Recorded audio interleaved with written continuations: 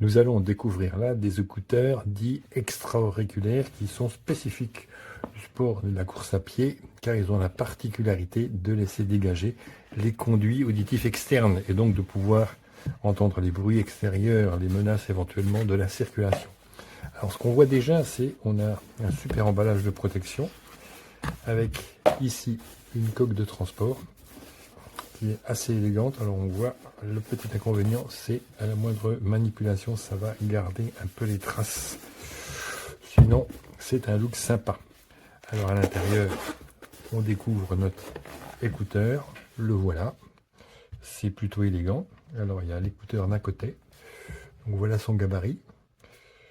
C'est quelque chose finalement qui ne prend pas beaucoup de place. C'est assez petit.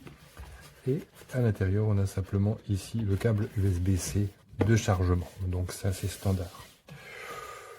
On a bien sûr les instructions d'appairage et d'utilisation en français, avec un manuel d'utilisation qui est résumé à quelques schémas faciles à comprendre.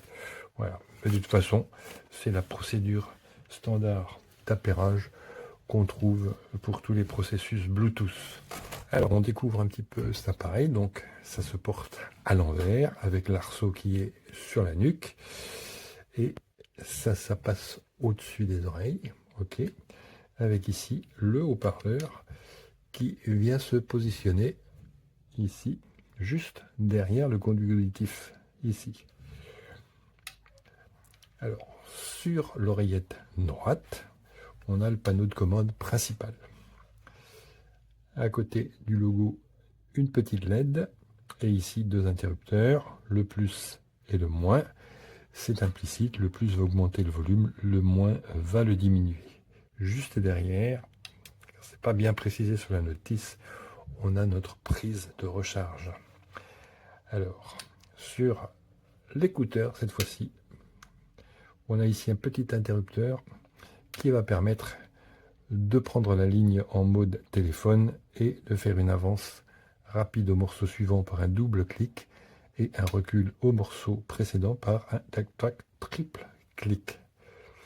Alors ça s'allume ou ça s'appaire par un appui long de 3 secondes pour l'allumer.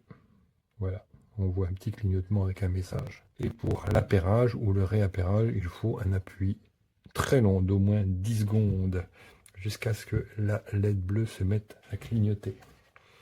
Donc je l'ai appairé assez facilement à mon smartphone, ainsi qu'à mon lecteur MP3. Donc mode connexion, activation du Bluetooth, associer un nouvel appareil et on choisit ici Open Run Pro 2. Ok.